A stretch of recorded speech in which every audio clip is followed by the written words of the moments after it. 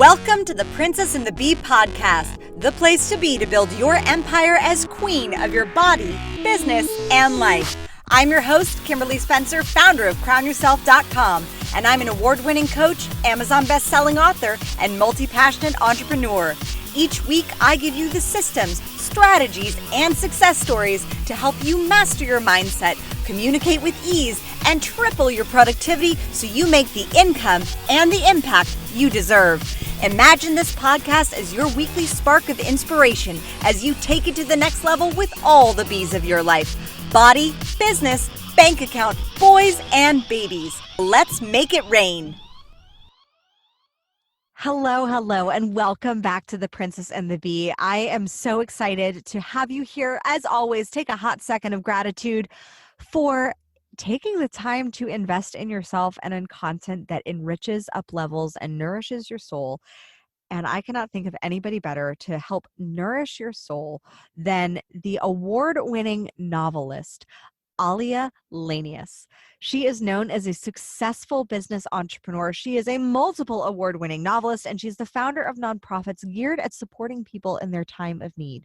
Aalia Lanius is a maverick and a role model. For over 20 years, she has been sharing her personal experiences with audiences of all age groups and diverse backgrounds across the globe, sharing tragedies and triumphs, both positive and negative, allowing others to realize that there is always hope in the dark. She is the founder of the nonprofit Unsugarcoated Media, creating events and content that empower our community, including the event that I met her through, EmpowerCon.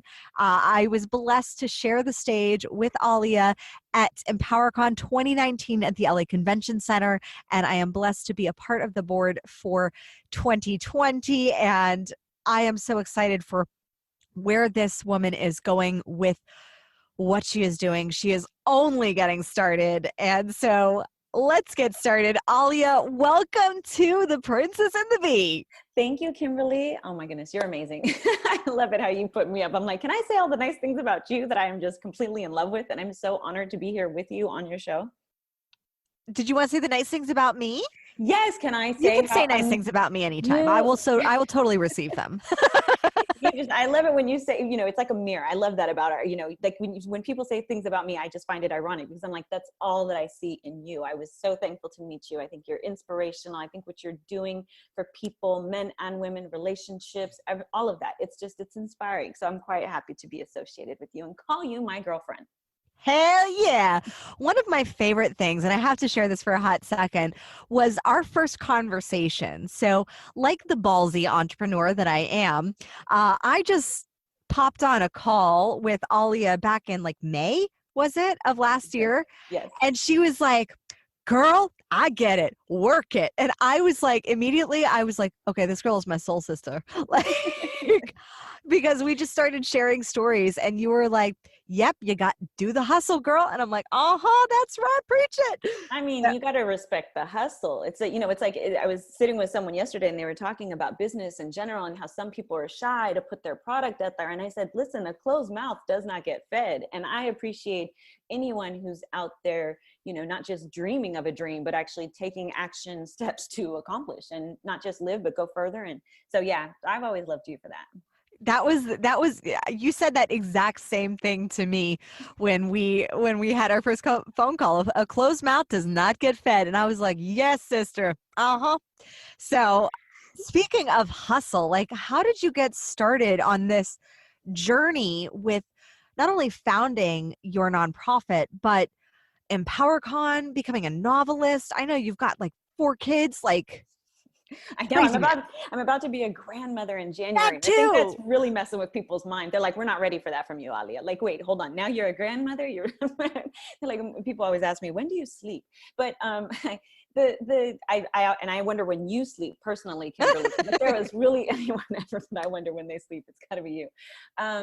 So you're the only woman I know who's willing to come over at my house at 9 o'clock in the morning just to do like to committee, to take a meeting. I think it's amazing. And with our kids too. Right. It's so good. So, how I've always for many years, I've definitely been in the I've loved to help others. I went through, a lot of things in my life, as you said in your intro. And when people really find out what that means, I'm not talking about, I mean, I was homeless. I went through, I was sexually assaulted as a teenager and molested quite often as a child, unfortunately. And so ever since I was younger, I really wanted to give back or find a way to help others. And for a long time, there was healing in that for me. I'm sure you can understand when you help others, be better in their own lives, it's a gift to you as well. So I started off helping at the orphanages when I was 18 years old. And then after that, it was wherever I could either feed the homeless or offer my time. When I had cancer, I was actually blessed to not have circumstances that would cause me to have to think about, okay, is my rent going to be paid this month? Are my electricity bills going to stay on? And so I ended up starting an organization that helps families going through cancer. And eventually it just led me to this road where it was kind of like, I didn't just want to help the cancer community. There were people outside of that. And Unsugarcoated media is just the idea of bringing people together, kind of cultivating a community of authors, speakers, just different creatives, whether it's an artist in paint or whether you're writing books or whatever. If you have something powerful to say, then let's link up together and put this out for the world to receive and hopefully grow from. And that's where, like us, I mean, EmpowerCon was such an amazing experience. I'm so glad that you're able to be part of it. And you were part of what made that magnificent. And for people to walk away and say, wow, my life really feels changed. That's what makes me excited. So that's how I kind of, I think I've arrived at this. Now with my storytelling, storytelling is kind of learning to take from those experiences that I've had and tell a story that can positively help humanity or speak to some issues that let's talk about them. You know what I mean? And I love doing it in my writing my novels. That's my true desire. If I could just write stories all day long, I actually would do that. Just so you know. Truth be told. That's your genius zone. Yeah. So I know in your storytelling, you write a lot about in a fictional way, the experiences being a Muslim woman. Mm-hmm. Mm-hmm. Yeah, that's actually, yeah, go ahead. How has that impacted what you do in every way? Well, you know what? It's showing, and I'm going to be quite honest with you, it's showing that I came to a point in my life where I was no longer going to be silent on that issue. I'm an American-born person. I'm not what, a lot of time people tend to think a Muslim, they think, oh, they must be an immigrant coming from Syria or Jordan or whatnot. And though, I am a first generation on my father's side, immigrant on my mother's side, my family goes back, you and I've talked, it goes back hundreds of years.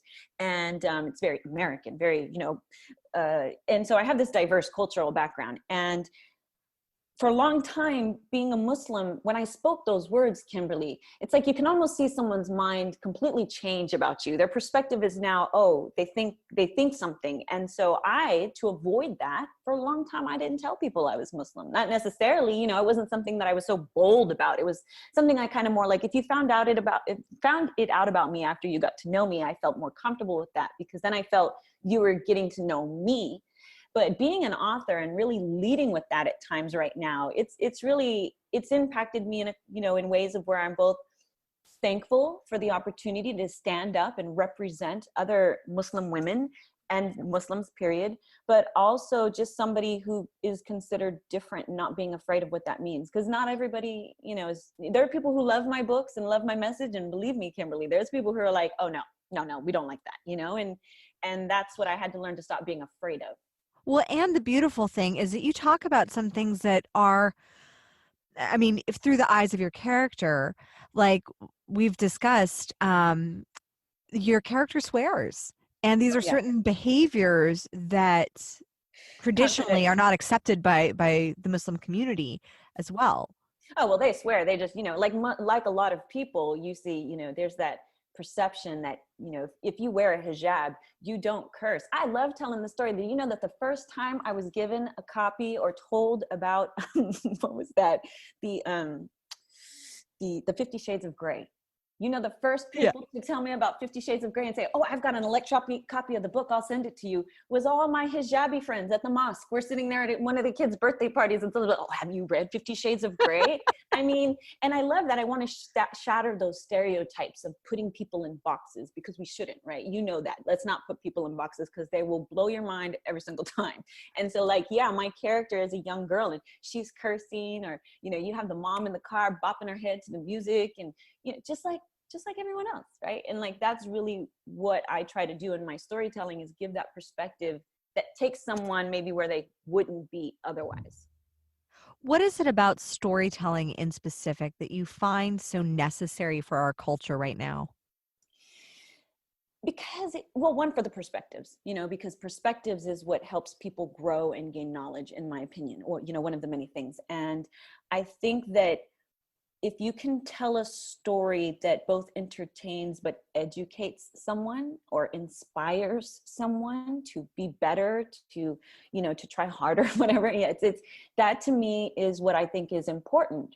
It's very interesting, as we shared the stage with Michael Yuslin at EmpowerCon. A lot of people don't know his name, but he is the man he's the originator of Batman, as we know it. And I talk about him a lot because I find him, as he's amazing.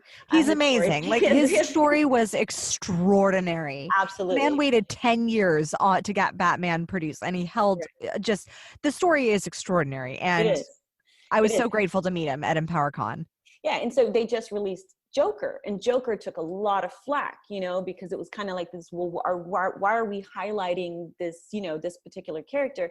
And, he said that's exactly what we have to do. We have to talk about it. We have to show it. And you might not agree with it, but at the end of the day, it's like, we do need to talk about these issues.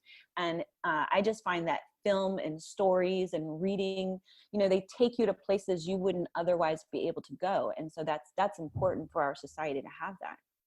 Amen. So as a writer, did you go to author school? How did you prepare for this, or did you just naturally, No, I've always been um, a writer. you what? I've always been a writer. Yeah. I was a storyteller in school. I was one of the kids that when my teacher, and this is a funny story, true story. I was in high school, and English teacher gave a writing assignment and said, okay, I want the whole class to write a story based on my first line. And it's just going to be, and the line is, last night I went out on a date and ... right? He said, okay, you guys go home, come back with an essay based on this line. And so I think I was a sophomore in high school. And so I get to my turn comes, by the way, and everyone comes the next day and they're telling the stories. Oh, I went on a date, and we went on a walk under the moon, and it was so cool, and then we went home and kiss on the cheek, and then we went inside, or whatever they told their stories. And I ended up retelling a story, genuinely 100% true almost, but I took it and I turned it into a fictional story of like the worst date ever, where everyone was like pitching the whole, oh, I had the best date of my life, I went on a date and I fell in love. I did that. The woman fell, that she runs into the waiter and she's got lettuce and tomato all over her, and her foot's getting stuck in the floor, and the guy's having to pull it out, and basically at the end of the date he drops her off, drives away, and never looks back. And my teacher was like, holy cow, what caused you to write that? Like, I loved seeing the expressions of the surprise. And so I feel like, if you really have a passion for writing, it's in you like anything else. And then through business, it was what got me, it's one of the reasons why I was a successful business person, because the art of communication is truly that, Kimberly, as you know, an art, right? Yeah, so, it is an art. being able to effectively communicate, even when though I will have to say, when I went to law school, I had just come from undergrad where, my teachers were praising my work, and they're like, this is some of the best things I've read. And I'm like, thank you. Then I went to law school, and my professor for my first paper was like, whoa, we don't need all that pretty discussions and descriptions, just this. And I was like, oh, okay. Just make your case. Right. Just make your case. But so that kind of chopped me down. I think that was a good experience though, because it made me kind of find a place in the middle where I'm not, over descriptive. People say when they read my books, they feel like they're reading almost like a movie-ish. It's very cinematic. I kind of push the scenes along. I'm not extra, but that is also maybe because that's the way my mind thinks, and that's the way my mind sees it. I see it in scenes as if it's already a movie. Did you grow up going to a lot of movies, or wanting to be in Hollywood? I know you are married to a Hollywood executive producer. I am. I know. No, funny enough, I didn't actually want to. I had family who was actually in the stunt industry, so I saw a lot more of behind the scenes work instead of, my second cousin is he's the stunt coordinator for movies such as The Fast and the Furious and Aliens versus Cowboys, and actually a lot of just three generations of stunt family. And so I saw that, and that was attractive to me. I love that. If anything, girl, I wanted to go be a freaking stunt girl. I wanted to be like, let me drive a car off a cliff. I have a little bit of, dangerous in me. And, but I didn't want to be, an actress, but I do just love writing. I will say I read a lot of Danielle Steele as a kid, probably too much at like 12, I was too much about the girth and the loins and the, he took me in his arms. That's so fun. I never got into Danielle Steele. I was always the murder mystery girl, and I would always try to figure out who did it right by like chapter 3. Yeah. And movies, we didn't see movies, I was not raised in that like time frame. And plus I was raised in Napa, California, and there was like 2 movie theaters. And, my mom was like, no, go read a book. I'm not sending you to a movie. And I really didn't get into movies until later on, as far as like watching them. But now it's, my last book, we're actually adapting it currently for film. So you never know. You never know. You might see this one turn. I wouldn't mind that. I like writing my books. If I could turn them into good movies, that'd be awesome. I could see your name on the big screen for sure. Well, we've got one Lanius up there. We just need to get the other Lanius up there. Yeah, get the 2 Laniuses. You have Mr. and Miscellaneous. Yes. There you go. But I love what I love now, and I just want to say, I'm sorry. Go for it. What I love though is being able to take what I write. I love, really like we talked about, what ends up with Unsugarcoated Media is, I will say this, I don't write something without there being some intent in it for empowerment. So it's like, I'm not just telling a story just to tell it, about some girl who took a walk and had a, revelation or something other than that. I really, there's always something in it that's speaking to a greater purpose. And that's where I felt Unsugarcoated Media and being a nonprofit would become powerful. And that is one of the things that I love about you specifically, is how you take these experiences, painful experiences that you have shared, only touched on here, but you've shared many more with me in the past, and that you've turned every single experience that you have been through into something for good, into something to empower people and highlight the power that we all have inside of us. Where did that come from? I'm going to tell you, the honest truth is honestly feeling a little bit helpless. And I mean that very authentically. Like, I want to help people. And sometimes it saddens me that I can't help them more. By that, Amen. I mean, I can't jump into their body and help them be, it's an interesting personality I have these days too, because I don't just hold my own self accountable. I have now developed a voice into where I kind of hold other people around me accountable as well. And I try to say, okay, look, we have a moment here where maybe, sure, we could just go at each other, but, we could take a moment to just reflect on our behavior and maybe realize that whatever we're bickering about, and I say this because there's so much road rage and people, you go out somewhere and you see people videoing and fighting in McDonald's and all this. And if we just took a step back and actually reflected on our behavior and realized this is not worth it, and so anyways, just getting people, I want to help people become really empowered in the way that they live so that they lead happier lives. And I'm not saying my life is 100%, I'm not happy. We have that, we've had those discussions. I'm not happy all the time running around, but I tell you what, I'm grateful. I'm alive.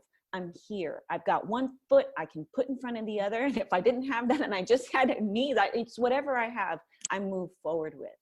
And, it's like, I feel helpless, that sometimes I can't get other people to really live that. That there are people you've been able to help, but then that there are some that just don't get it. And so having that feeling of helplessness just makes me keep trying, because maybe one person I can't, but maybe the next person I can.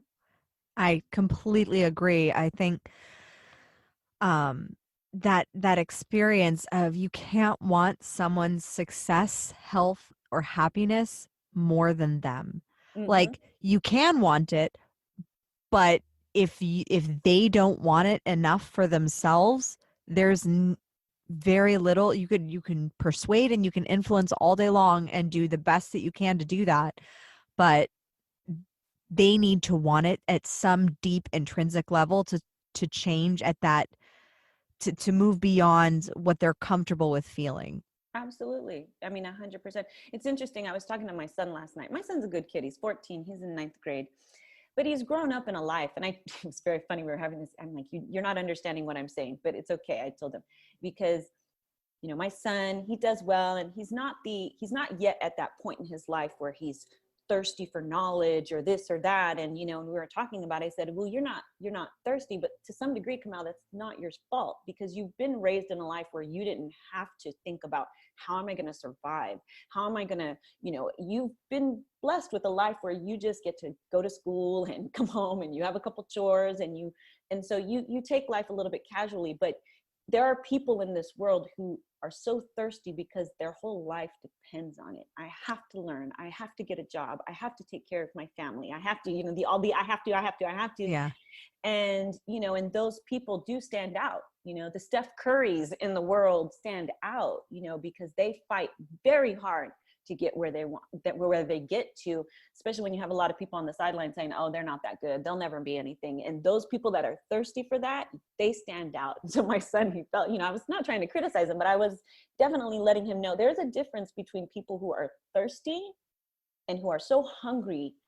And there's people who just kind of they grow into that, and, or they take a little bit more time because of their circumstances. So how do you nurture that hunger for someone who has grown up a little bit more comfortably, to where they didn't have to have so much struggle? Because sometimes I was just on a coaching call with my Princess Process members, and sharing with them that, because we are just in America, we are the 1% of the world. Like, some people are living on $1 a day. Mm-hmm. Mm-hmm. And so how do you like to shift that perspective to give them that awareness, and then to maybe stoke that fire of service more in their bellies? I think that's where it comes in, sharing certain experience. Like you said, you can take a horse to water, but you can't make them drink, right? Amen. You can make them thirsty. You can make the horse thirsty. And what I do, I know that in my own family, we do nurture, like, the holidays, I don't do it just in the holidays, but you have to go out there and really see the world and show them, and show what the alternatives can be if you don't take care of yourself, and you don't do the things necessary to, to like be a contributing member of society and whatnot. But more than that, I constantly, encourage people to seek out knowledge, to seek out experiences that will help them, find that motivation, find that inspiration. Like EmpowerCon, when we did that, it's an event one time a year, and we want to do that. But there's so many other amazing events. You go to them all the time, and every time you go, don't you walk away feeling like you have a little bit more positivity, you have a little bit more, tools to deal with the issues in life.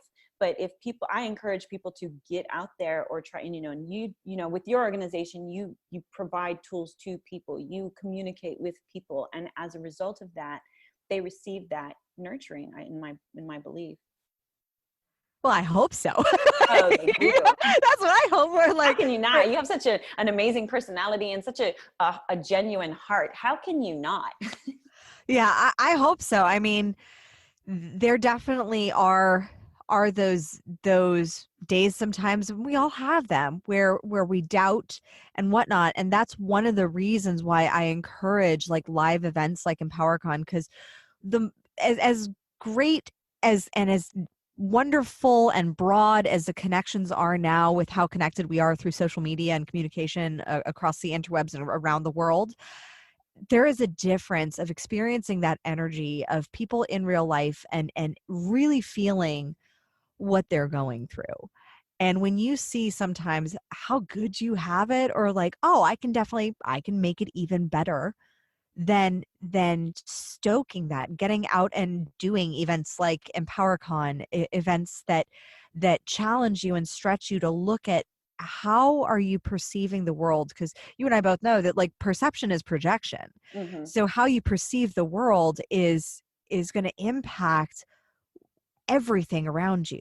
And so those little perspective shifts of how can you see problems not as problems, but as problems, as opportunities, seeing that through the lens of other events, other people, it's the best mirror on the Absolutely. planet. Absolutely. You know, it's funny because you and I both take it very seriously how we impact other people's lives. But obviously, the most important, the first line is our family. And at EmpowerCon, one of the biggest, actually, my favorite part of it was afterwards, my 20-something-year-old daughter coming up to me and saying, Mom, well, first of all, she didn't actually realize that I had, that I was the creator of this event. She thought I was just speaking at an event called EmpowerCon. Believe that? My daughter didn't even realize. She's like, Mom, I didn't realize. She's like, I come in and I see your name and I see this. And she's like, wow, okay. And at the end, she said, Mom, I'm really glad I came because you've inspired me to really rethink about, because in your 20s, you kind of, like you said, or even in your 40s, let's let everyone on the secret, let everyone in on the secret that you could go a long time and then still guess, what do I want to do with my life? Am I doing the right thing with my life? But she was inspired and she says, this made me think, well, what am I capable of doing? And that meant everything, Kimberly, because, when you talk about, like if we can't inspire our own family, then, it was a great feeling. And, there's so much right now. I feel, we both know and I don't have, it's like, it's not about being political, but I see within humanity a great shift in just how we are treating people. And so for me, EmpowerCon and other live events that bring you together and focus on the positivity, man, we really need those things right now. And maybe people aren't used to it. Maybe you have never EmpowerCon. I remember when I was out street marketing, just because I love doing it. And I love going up to somebody and introducing myself and inviting them. And even if they don't talk to me, I don't care. There's those ones that are like really interested. And, people are like, why would I go to an event like this? And I'm like, why wouldn't you? Or why wouldn't you go to look for some of these nonprofits? I'm sure you're going to, you see what they're doing. And I think one other possible thing that people could do is go spend more time helping nonprofits, volunteer your time if you have it, volunteer, whatever you can, because the reward is knowing that you're helping others. And again, it's just, you can't know what that feels like until you've turned around and heard someone say, you've inspired me, you've helped me get through a really, really rough day. And so, And I think we need more of that. I think that that's such a poignant point. And I just want to point out that it wasn't just like, if you think that when you have the money, or when you have the success, or when you have the whatever that you think that you want, then by the time that you've achieved this certain marker in your life, then that's when you're going to go help nonprofits, then that's when you're going to start donating to charity. That's not going to happen, because that won't be congruent with your identity. So if you want to shift into that person who is of service now, start thinking now. Oh yeah. How can you shift? Start thinking now how you can make the time, how you can just, go to Children's Hospital and donate blood for 20 minutes, or donate 10% of what you make, or donate even just $5 or $1. Get into the practice of that habit, because if you think that, oh, well, when I have $1 million, then I'll be really generous with donating. No, you won't, because you'll be out of practice. It won't be a part of your identity. If you want that to be something that you'll have when you achieve whatever level of success it is that you desire, start now. Oh yeah. And you know what though, but on to counter and, to add to that, I should say, then you have people who are like, well, I don't have a lot to give. I only have $10. Maybe there are those people that say, I don't have a lot. I only have like $10 to give to some charity. Okay, guess what? The collective effect of all of us together helping, we have people who have been through fires, who have lost everything. Go through your closet, throw out some of your old clothes, or even if it is just $10, it's okay. Together we make a difference. It may seem like it's a little bit, but you and I both know if you have 100 people give $10, well then you've moved past $10. But you can't be afraid to say, I don't make that big of a difference, so maybe I just won't contribute, because that's the wrong way to think about it. Like I said earlier, I was 18 years old. I really was still trying, and when I was 18, my life was a mess, but yet I found time to go to, drive with my church group down to a church, or an orphanage in Tecate, Mexico. And the look on their faces when you just play a basketball game with them, or you don't have to have much to give to somebody. A lot of times people just want your time. And especially if they're children, or you're sitting, like there's children sitting in oncology units in hospitals. As a 3-time cancer survivor, sitting in the hospital is the most boringest thing you can ever go through in your life. You're like, okay, I've got 3 channels on the TV. One of them I don't understand. And you know what I mean? It's just, there's so much that you can actually do. And I think that if people stepped away from that thought of like, well, I'm just not, since I'm not solving the world's problems, I'll just do nothing. That's not the answer either. Amen. Amen. So how do you define empowerment? That's a good one. Now, truth, first of all, truth, not, that's why we're all the unsugarcoated media comes from. Truth, speaking candidly, being candid, being honest, not being a jerk about it. Because some people seem to think that now being, it's like, no, truth. True empowerment is knowing, I'll give you an example. We're taught a lot of things as women throughout generations. One of the things my grandmother was a beautiful woman. Her and my grandfather had an amazing relationship, actually, and it was wonderful. But she used to tell me something. She used to say, well, you have to keep yourself up as a woman, because if you don't, then they're going to look around and, you're giving your husband a reason to cheat the minute you don't look like a runway model. And I mean, it's not that my grandmother looked like a runway model, but she was all my life, she was always very cognizant of her health. She didn't go outside of the house without putting, makeup on and all of that. And, okay, part of what she was telling me, take care of myself, that was a good thing. Self-love, you and I've talked about, feel good about yourself. Of course, Amen. It's okay to be a woman. And, even if you're a mom, it's okay. What was wrong in that was this perception that if my husband cheats, it's my fault, or if you're an attractive woman, that as if that means your husband is not capable of cheating. And you and I both know when you have those conversations with women, that's not the case. And so that you just open the celebrity magazines and you'll see the gorgeous women who have been cheated on by gorgeous men. Exactly.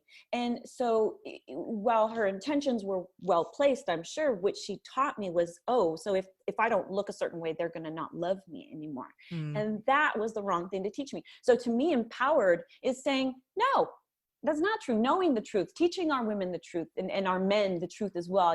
Teaching men, hey, if you have a good woman and you mess around on her and you do certain things, she's going to leave your butt. She's, and you won't. Or women, learning to love yourself and be okay with I just have this story to tell really quick. As my husband, he, you and I'm remarried. We have a 3-year-old daughter, Sophia, and from the day we brought her home from the hospital, I used to kind of chuckle at it. He would tell her, and this is gold. This is really, truly amazing. He would tell her, you are beautiful, strong, and courageous. I talked about this at EmpowerCon. It's literally led to this. It's inspired this whole thing for me, because what's amazing, Kimberly, is my daughter, and she's speech delayed, so she doesn't say everything very well. She speaks, but it's hard sometimes. But that little girl, she is beautiful, strong, and courageous. She looks at the mirror and she says it. And I think, wow, what if every person, not just women, what if every person, from the beginning of our, adventure in this world, looked at ourselves and said, you are beautiful, you are strong,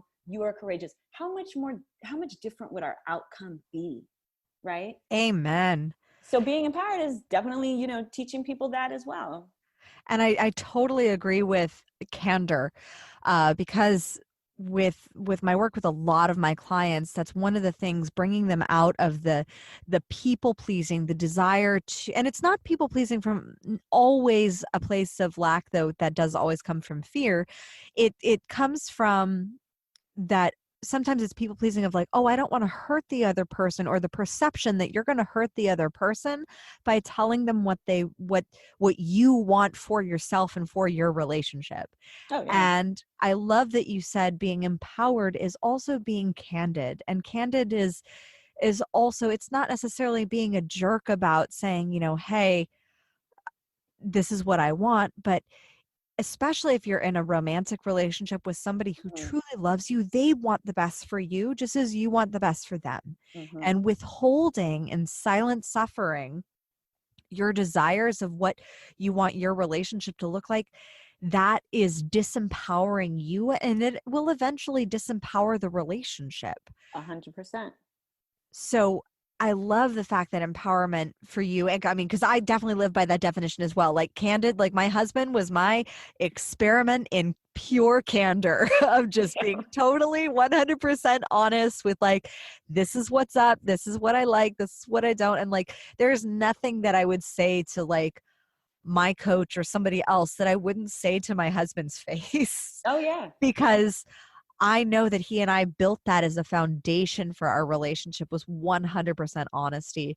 And that's empowered us both to go out and pursue whatever it is that we want to pursue. Yeah, that's amazing. That's amazing. And not everyone has that. And it's exactly like you said, it's in the foundation. It's in the foundation of, what we're building. And which is funny because dating is often the opposite, right? First, I always tell people when you're dating, the first 6 months, you really don't know that person. What you know is who they're mostly trying to show you so that you like them back, and you're not coming out saying I'm crazy and I'm moody. Which was funny because yes, just like you, we talked about that. When I first met Joseph, it was like, I'd been there, done that, literally wrote the book about it. Well, ended up writing the book about it. But I was like, I was like, no, we're not doing that. Listen, I'm moody. I'm not patient. I'm not going to sell you that I'm just some amazing woman who's like, I'm not, I'm imperfect and I have my flaws, but behind that, I'm an amazing person who will love you if you love me back, or not like right away. We weren't saying that on the first date, but I mean, you get what you give from me, like in the at the end of the day. And it's like, I'm a good person. I may not be, but I like my flaws now. I used to think when I was younger, I wanted so much to be just normal, just like everyone else. And now I kind of like being different. It's really good. That's empowering too. And Amen. your skin, Well, Aalia, I think you certainly were born to stand out, and I think that that's why you and I get along so well. I think because so. and you just have such ownership of that, and that's something that I truly admire about you and Unsugarcoated Media, is that it's being unsugarcoated about your desires. Like, you want to be up on stage, you just create the stage and you rock it out. And that's something that so often paradigms of hiding in the background, or the belief of like, oh, just blend in, or just, be normal, be like everyone else, um, is a myth. It's just a belief. It And really is. and It you is. just crush that belief, stomp on it with your fancy stilettos and keep on walking. Thank you. Thank you. What's funny is that not everybody likes that. And this is the truth. And you try to be like, cause I feel that some people, last night, we were down, we live right here by Beverly Hills downtown. And so they did the holiday season lighting on Rodeo Drive. And so we were like, okay, let's take the kids really quick and we'll just, go. And so I was standing in line waiting with some other people who were in front of me and to order something, and I see a woman walk up, and I'm, how when you're in a line and you kind of see someone walk up and you're like, okay, we're in a line here. I don't want to have to be rude, but how is this going to go down if she tries to move in front of me? Right. You know what I'm talking about? And so, but I kind of, my husband's standing with the baby over in the stroller, and I see her. And so I kind of make sure that the people in front of me are actually waiting to order, and they're not just waiting for food. So I'm like, hey, you're ordering food here. Yes. Yes. Yes. So then eventually, just as I thought, when I went to move forward, the woman's like, excuse me, I'm next. And I was like, no, actually, I've been here. And then she goes, no, I heard you say, is this the end of the line? I said, yes, because I just saw you walk up, and I didn't want to I didn't want to be, And so it was very interesting, Kim, because of course she just passive aggressively, she just kind of looks at me and she does this, happy holidays, but she's being completely sarcastic about Inauthentic. She comes next to me, and in a moment I'm like, okay, I get it. The woman does not like that I'm telling her the truth. She thinks, but I turn to her and I'm like, ma'am, just so you know, like you said, happy holidays. It's not that big of a deal. And she just, she was not having it, Kim. She was just like, oh, really? Oh, okay, thank you. And I'm like, no, because I can see that you're upset, and it's we don't have to go there. And she just was like, and I felt for her, and I just kind of, okay, you don't want to hear it. I get it. It's not always, because I'm not trying to preach or mother her, but I think that we all can take a step back and be cognizant of our behaviors towards other. And sometimes we just get so, we allow our lives. And mind you, on the flip side of that, I'm the type of person who now speaks up because I had been, my voice had been suppressed for so long. So of course now I'm like, well, I'm going to say I'm next in line. I'm not going to be afraid. And I think that especially when we talk about the holiday season, and that's why we create these events, because it's not just about putting people on stage to talk to you about being life, but it's about us all learning and actually living that life, walking the walk and not just talking the talk. Exactly. Yeah. Exactly. Integrity and congruence Mm. is so key to living, as my mentor Brendan Burchard says, a charged life. Like congruence is essential. And if there are things in your life that are out of alignment or you're breaching your integrity on them, it will affect and ripple into the other areas. Mm-hmm, mm-hmm. So Yeah. I would love to know, how has being a woman helped or hurt you in your career as an author, as a writer, as a businesswoman? I know you're very multi-passionate like me.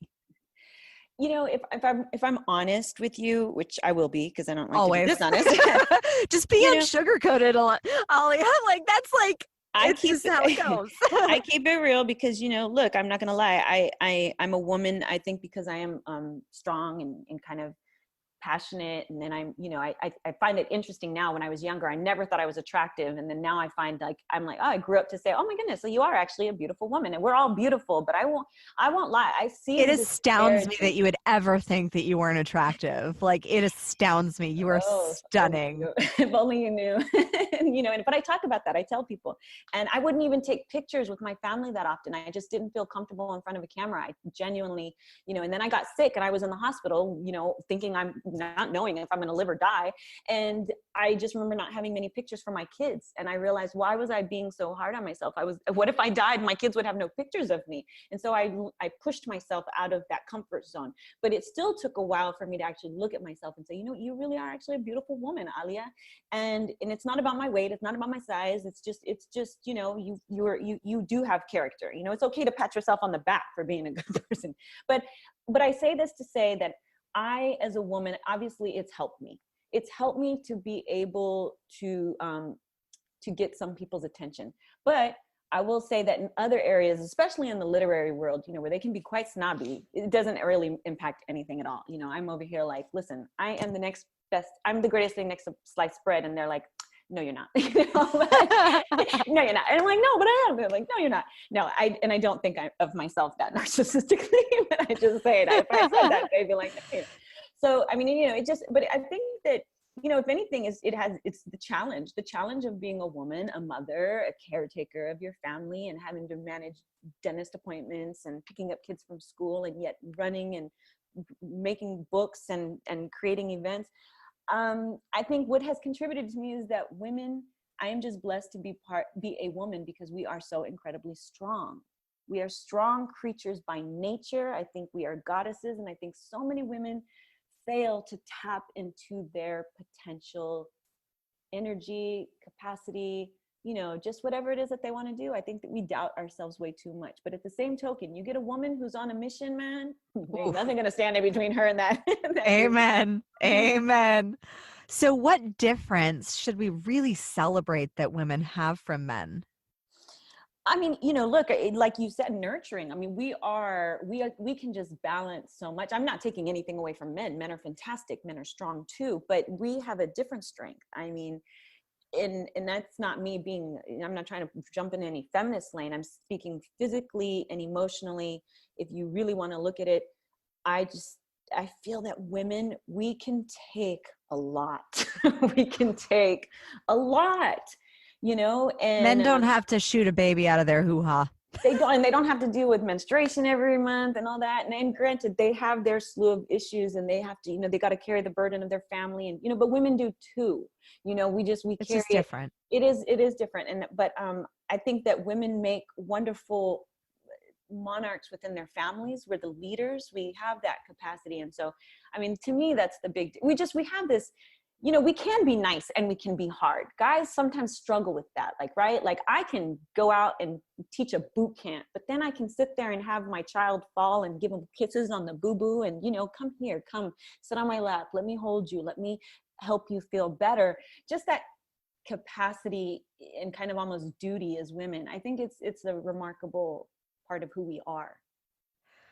So I would love to know, what is your absolute favorite failure? Because a lot of women, I think, you know, with all that you've accomplished, so many women, even just, and men too, have a fear of even just getting started because of the fear of failure.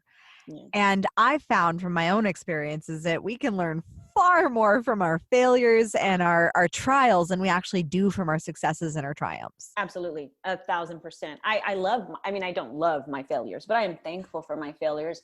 My favorite failure, I mean, wait, there's too many to pick. I would say, I mean, it is going to sound really simple. My favorite failure is actually my last marriage. And I don't like calling like with the marriage, it's not, and what I mean by that was, you know, that saying, it takes something falling apart for other things to come together.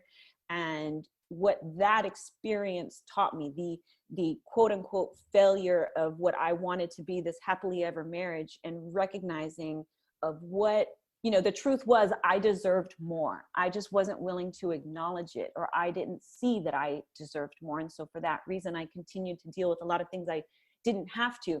But by finally learning that, that is definitely, because that's out of that, you know, we rise multiple times. I don't feel you just die and rise from the ashes once in life. You can definitely do it several times. I know I've had to in my life over and over have these kind of rebirth experiences, pulling myself up.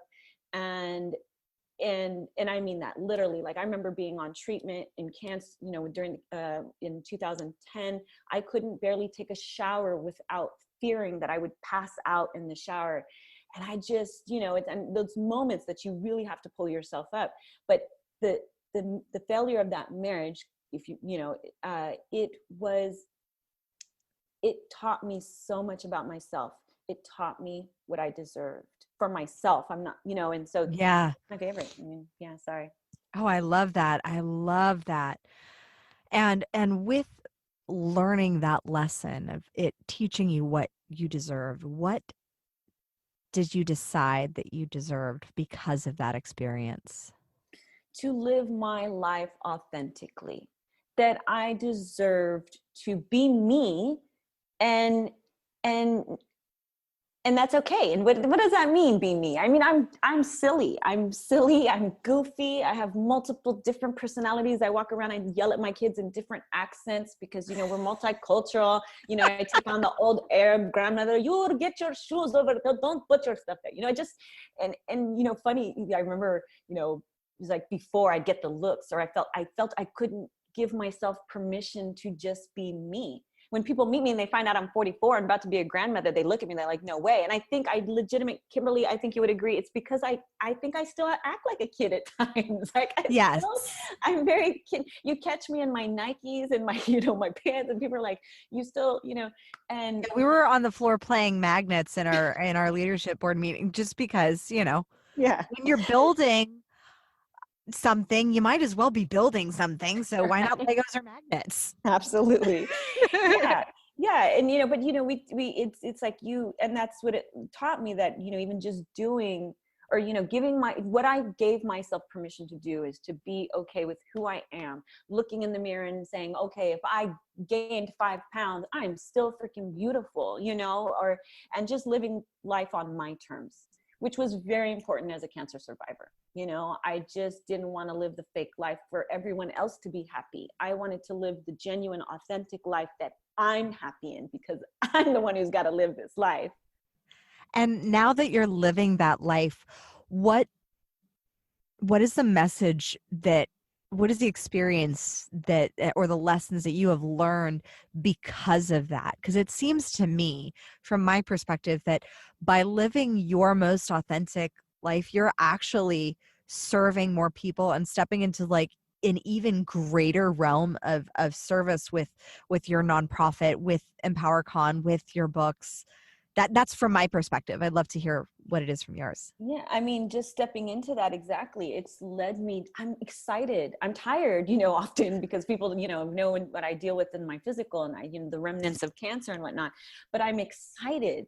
I'm excited because I just look at every day as an opportunity to do something new, or what else can we, you know, people are like, well, should you be taking on all these projects? Yes, why not? What, I mean, you know, and what's going to happen? I get cancer? right.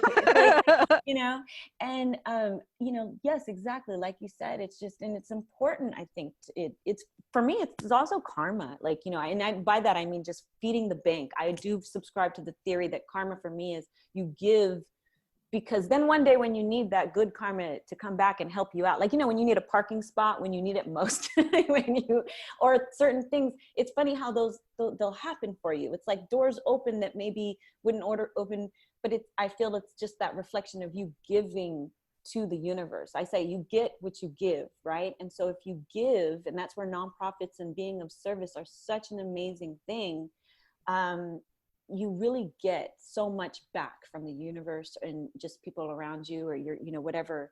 It's incredible. Always.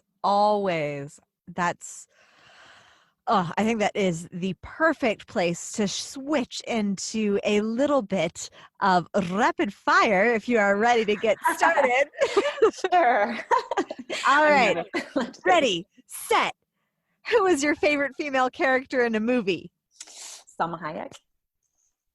That is in the movie of Salma Hayek's life. Oh yeah, no, I'm so sorry. I'm done. Okay, I failed the rapid fire already. See, it's too much pressure for me. Who is my favorite? Oh my goodness, you know what I'm going to this is going to sound cheesy as heck, but it was actually Anne of Green Gables as a kid growing up. Oh my gosh, me too. Yeah. Among a few others, but yeah. Oh, was it the movie, the like made for TV movie series? Yes. That one. Oh my gosh. I love that one so much. I've watched that so many times. If you were a queen of a country, what would be your prime focus? Ooh. Oh, this is going to sound so freaking Miss Universe, but no, seriously, peace. Can we get peace? Can we, you know, no, my prime focus would be making sure that everyone in society has the opportunity to truly have at least the bare minimum to take care of their family and, you know, provide the actual dream, not just the American dream, but any dream, you know, the dream. If your palace had a swear jar, how much money would you have to put in it daily? Ooh. This depends on both how much you charge yourself and I'd be broke. Let's just I would be broke.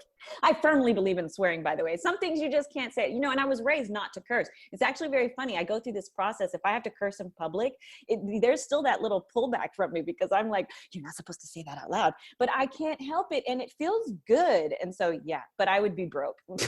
I think an appropriately placed F-bomb, like there is no better word sometimes than just an appropriately placed F-bomb. Yes.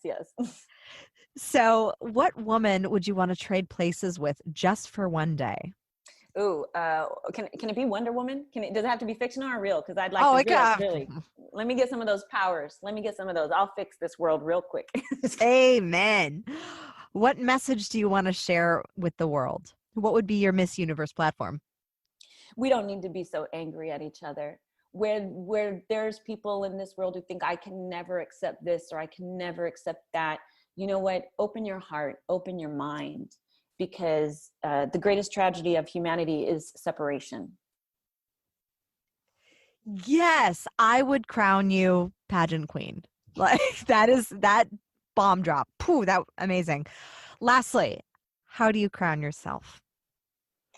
How do I crown myself? Uh-huh. Well, I'm like you. I have an actual crown from my wedding. I still use it. And how do I crown myself? I crown myself by, gosh, I don't know how you mean that. You mean figuratively or literally? Like, that's why I just leave it very open-ended. Oh, I crown myself by being okay. You know what? Being okay and accepting, like we said, on my life. Some days I'm busier than I don't even know how. And then some days I just sit and drink my tea and take a break. And I crown myself by allowing myself to do that because, you know, you have to pace yourself. Amen. Aalia, it has been such a joy to have you on. I am so excited to highlight Unsugarcoated Media, authors, screenwriters, creatives. This is a nonprofit that you will want to be in touch with, and definitely come to EmpowerCon in 2020. Yes. I am so excited for that event. It's going to be amazing. It is. Last year was pretty amazing. We feel for the people who weren't able to make it, but it's okay. You can come next year. Just keep that in mind. Next year. Go to unsugarcoatedmedia.com to subscribe. And when tickets go on sale, you can take advantage of early bird. But I mean, honestly, and it's so affordable. You know that we make this something that people can actually enjoy and feel, they get something out of it. So I'm excited. And thank you, Kimberly, for having me. You are so welcome. Where else can we find you on the interwebs? So Instagram is my fave place. That's probably the just most direct. I share the most there. And that is Aalia, AALIA _ Unsugarcoated. And like I said, I'm at unsugarcoatedmedia.com. Well, you heard it here first, my princess and the beers, my fellow empire builders. Let us build an empire that is community-focused, service-oriented, because I truly believe that when more mission-minded, good-hearted, purpose-driven, visionary leaders step up and empower themselves to empower others, this world will radically change. As you know, it is Nonprofit November, where every purchase made on crownyourself.com, whether it's coaching with me, joining one of our memberships, or purchasing one of our courses, or pre-ordering a book, 20% of our profits go to the Children's Tumor Foundation this month. So be sure to pop over there and check it all out, as well as, of course, EmpowerCon 2020 and Unsugarcoated Media. Aalia, thank you so much for coming on. I have thoroughly enjoyed our conversation. And as always, my fellow empire builders, own your throne, mind your business, because your reign is now. Thank you so much for tuning in today. If what you heard resonated with you, be sure to subscribe and share your breakthroughs and ahas with me by leaving a review on iTunes so I can keep the magic flowing your way. And if you aren't already following us on social media, come experience the extra inspiration and queenly convos on Instagram at Crown Yourself Now, or visit our website at crownyourself.com. I am so excited to connect with you in the next episode. And in the meantime, go out there and create a body, business, and life that rules.